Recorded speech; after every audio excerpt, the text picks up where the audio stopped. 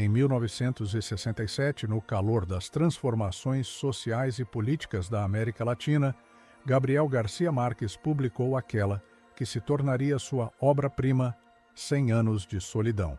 A década era marcada por ditaduras, revoluções e um continente em busca de identidade.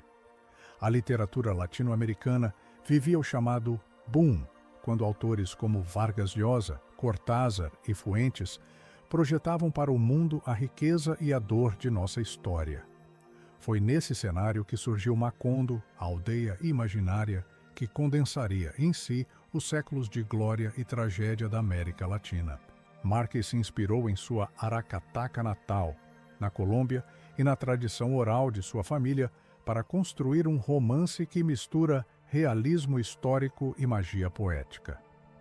O livro acompanha a saga da família Buendia ao longo de 7 gerações, retratando o nascimento, apogeu e destruição de Macondo. Cada personagem, preso em ciclos de repetição, carrega um destino de solidão que se repete como uma maldição. Mais do que uma narrativa, a obra é um espelho da condição humana. A luta contra o esquecimento, o peso das paixões, a violência da história e a fragilidade da memória. Ler 100 Anos de Solidão é mergulhar em um tempo circular, onde o passado retorna e o futuro já está escrito. Um livro que fala da Colômbia, mas também de todos nós. Antes de seguir, curta este vídeo, compartilhe com quem busca reflexões profundas e comente o que você já sabe ou gostaria de entender sobre 100 Anos de Solidão. E não esqueça de se inscrever no canal e ativar o sininho para continuar essa jornada. A história começa com um casal que carrega em si tanto o peso da culpa quanto a força do desejo de recomeçar. José Arcádio Buendia e Úrsula Iguarán. Unidos por um casamento que desafiava o risco do incesto, eles são obrigados a abandonar sua terra natal depois que José Arcádio mata Prudêncio Aguilar em um duelo.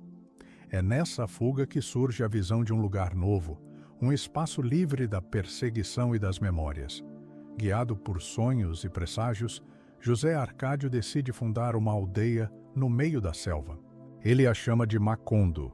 Isolada, cercada por rios e florestas, a cidade nasce como um refúgio, quase um paraíso. Mas, como todo paraíso terreno, já carrega em si o presságio da queda. Nos primeiros anos, Macondo parece viver em equilíbrio, mas o espírito inquieto de José Arcádio Buendia não encontra descanso. Fascinado pelas visitas dos ciganos e pelos prodígios que trazem ímãs, lentes, espelhos, invenções que pareciam mágicas, ele mergulha em experimentos, sempre guiado pela presença quase mítica de Melquíades, o cigano que representa tanto o mistério da ciência quanto o poder da memória. Enquanto José Arcádio se perde em laboratórios improvisados, tentando decifrar os segredos do universo, Úrsula se torna o alicerce da casa. Ela cuida da família, administra a vida prática e protege a cidade das consequências da obsessão do marido. É ela quem sustenta a ordem diante de um homem cada vez mais entregue à própria solidão intelectual. Dessa união nascem os primeiros Buendia, e já neles percebemos os traços de um destino repetitivo. José Arcádio, o filho mais velho, é marcado pela força física e pelo impulso. Aureliano, ao contrário, cresce introspectivo, carregando desde cedo a melancolia e a sensibilidade que o transformariam no coronel das guerras futuras. E Amaranta, a filha, escolhe para si o caminho da renúncia, decidida a viver sem ceder ao amor. Macondo, no início, parece uma aldeia protegida do mundo, uma criação pura. Mas cada gesto dos Buendia revela que a semente da tragédia já está plantada. A maldição do incesto, o peso da obsessão e o ciclo da solidão começam a se insinuar desde os primeiros dias. E talvez essa seja a primeira grande reflexão que o livro nos provoca. Será que tudo o que criamos, famílias, cidades, até sonhos, já nasce marcado por sua destruição? Ou será que somos nós, com nossas repetições inconscientes, que condenamos o futuro a reviver as dores do passado?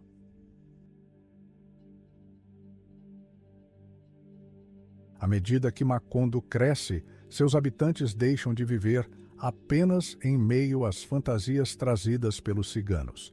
A cidade passa a se confrontar com a dura realidade da política e da guerra. É nesse cenário que surge a figura mais emblemática da família, Aureliano Buendia, o segundo filho de José Arcádio e Úrsula. De menino calado e observador, Aureliano se transforma em um homem que carrega nos olhos uma melancolia sem fim. Quando os ventos da guerra civil entre liberais e conservadores alcançam Macondo, ele é levado a assumir uma posição. Pouco a pouco, esse jovem silencioso se torna o coronel Aureliano Buendia, líder de inúmeras batalhas, comandante de exércitos improvisados, símbolo de uma causa que parecia nobre, mas que no fundo se dissolvia em sangue e derrota. Durante anos, o coronel luta em guerras sem fim, proclamando revoluções, assinando tratados que logo seriam quebrados, voltando sempre para a mesma solidão. Sua trajetória se converte em lenda. O homem que participou de 32 guerras civis e não venceu nenhuma. Um herói que nunca foi herói. Um símbolo do fracasso da política em um país fragmentado. Ao voltar para Macondo, Aureliano já não encontra sentido na vida pública. Recolhe-se ao silêncio de sua oficina, onde fabrica pequenos peixinhos de ouro. Fundidos e refundidos inúmeras vezes, esses peixes se tornam a imagem perfeita da sua existência. Repetitiva, inútil, condenada a recomeçar sempre no mesmo ponto. Enquanto isso, a família continua seu ciclo de excessos e paixões. O irmão mais velho, José Arcádio, retorna transformado em um homem rude, cercado de rumores e de força bruta. Sua presença contrasta com a introspecção do coronel, e ambos representam duas formas diferentes de solidão, a do corpo entregue aos instintos e a da mente aprisionada pela memória.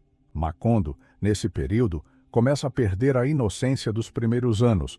A política invade a cidade, trazendo tanto esperanças quanto divisões.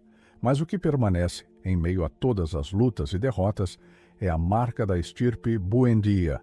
Cada vitória aparente esconde uma nova forma de solidão. Cada gesto de grandeza se revela vazio no fim.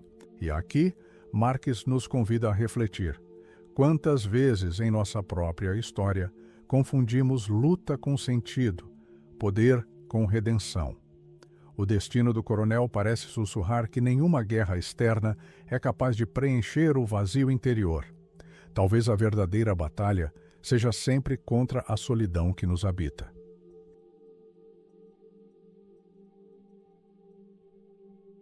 Com o passar dos anos, Macondo deixa de ser aquela aldeia isolada que nascera dos sonhos de José Arcádio Buendia. A cidade cresce, recebe forasteiros, estradas, comércio. O mundo moderno bate às portas, mas junto com o progresso chegam também a exploração e a violência. É nesse contexto que se instala a Companhia Bananeira, trazendo promessas de riqueza e trabalho para a população. De início, Macondo parece florescer. Novas casas, movimento constante, prosperidade. Mas logo a comunidade descobre o preço desse progresso.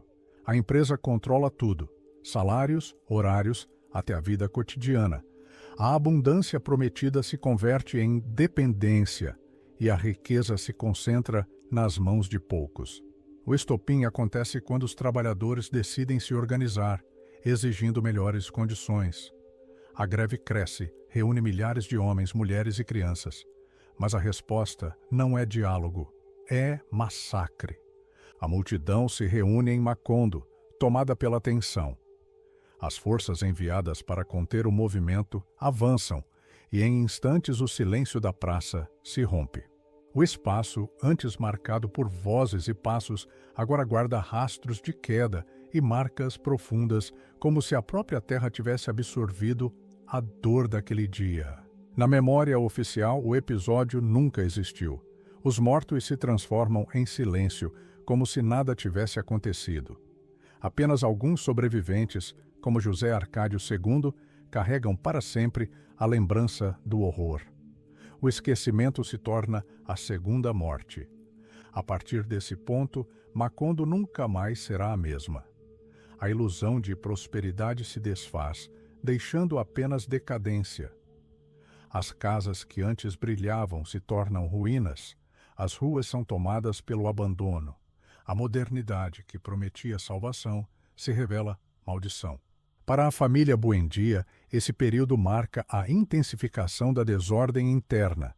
Amores proibidos, paixões violentas e solidões cada vez mais profundas atravessam as novas gerações. O ciclo parece inevitável. A grandeza e a ruína caminham lado a lado, como se o destino fosse sempre repetir o erro anterior. E aqui, Marques nos obriga a encarar uma questão dolorosa. Quantas vezes a história de um povo é apagada por aqueles que detêm o poder? Quantas violências são silenciadas? Quantas vidas esquecidas em nome do progresso? O massacre da Companhia Bananeira não é apenas um episódio da ficção, é o espelho de um continente inteiro, onde a memória é tantas vezes negada para que os mesmos erros possam se repetir.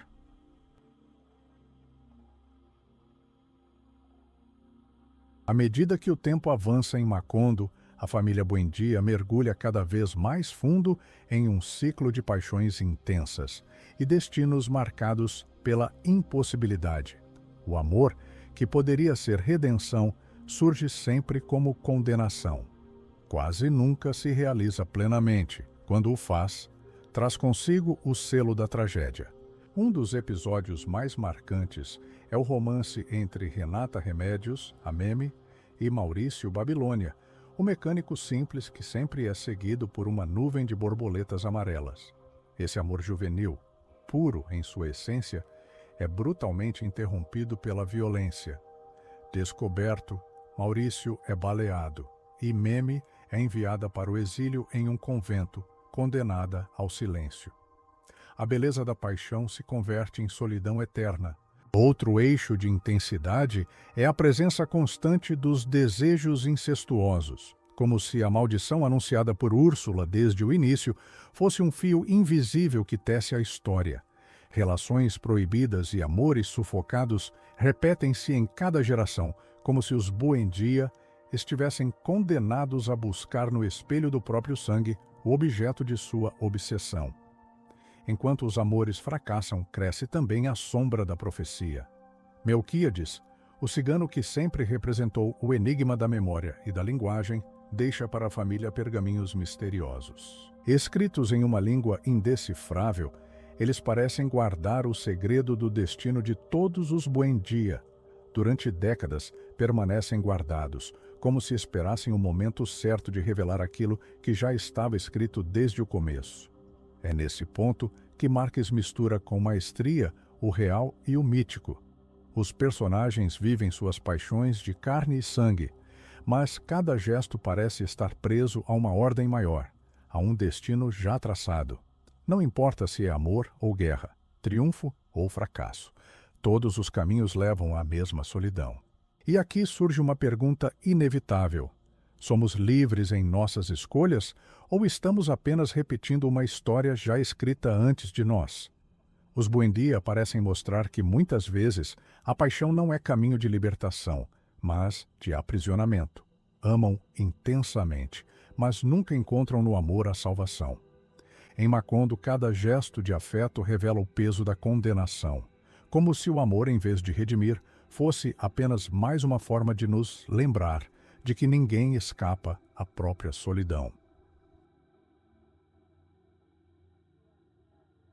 Com o passar das gerações, os Buendia vão se tornando sombras do que foram. Macondo, que começou como um refúgio sonhado, agora se revela um lugar condenado. As paixões se extinguem, os sonhos se desvanecem e a solidão que marcou cada personagem chega ao seu ápice. A maldição de Úrsula se cumpre. O incesto, presente desde a fundação, fecha o círculo da estirpe. A última geração vive sob o peso de uma memória implacável. Aureliano Babilônia, descendente direto da linhagem inicial, descobre os pergaminhos de Melquíades. Neles encontra cada história, cada segredo, cada erro já registrado como se tivesse sido escrito antes mesmo de acontecer. A revelação é devastadora. O destino da família nunca foi livre. A história, enfim, se cumpre. Compreender o que está escrito é compreender também a própria inevitabilidade da destruição. Macondo, silenciosa e indiferente, aguarda o fim.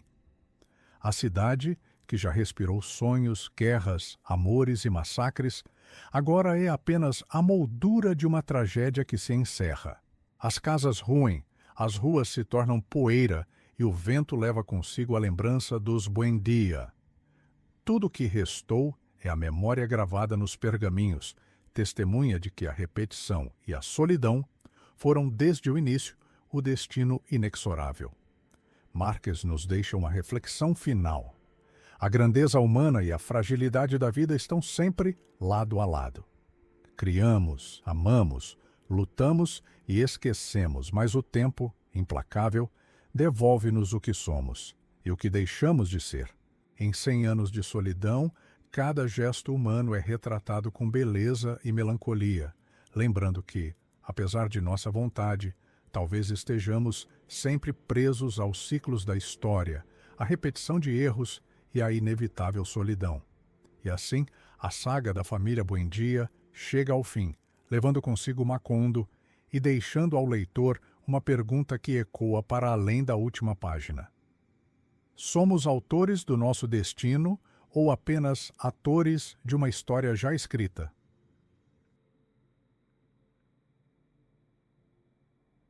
Macondo já não existe, resta apenas o eco de passos, o sussurro das árvores, o brilho dos objetos que um dia pertenceram aos Buendia.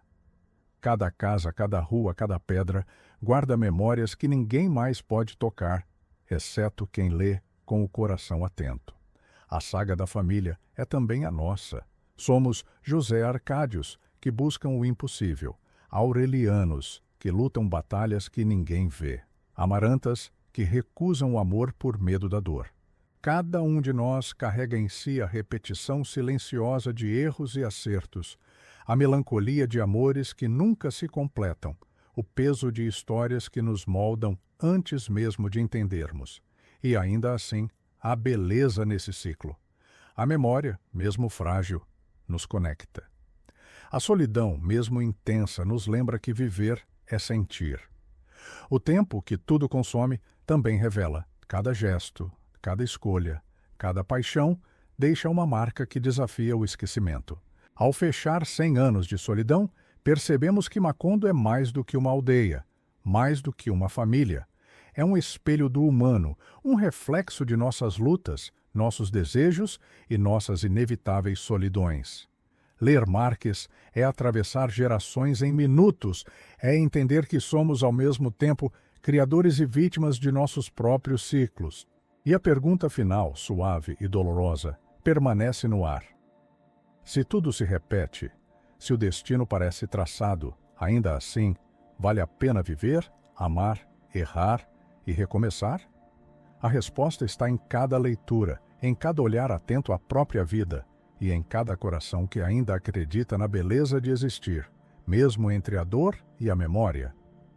Antes de finalizar, curta este vídeo, compartilhe com alguém que também busca reflexões profundas e comente qual personagem ou episódio mais ressoou com você.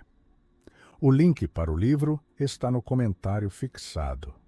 Mergulhe nessa obra-prima e descubra Macondo com seus próprios olhos. Agora, se este vídeo tocou algo em você, curte e compartilha com alguém que, como você, também gosta de reflexões profundas. Se quiser continuar essa jornada com a gente, se inscreve no canal e ativa o sininho. Cada vídeo aqui é um convite para um novo olhar sobre si mesmo e a vida. Se quiser mais orientação para continuar sua jornada de autoconhecimento, eu separei 2 vídeos que estão aparecendo na tela que podem te auxiliar. Escolhe um e me encontra lá. Até o próximo vídeo. Tchau!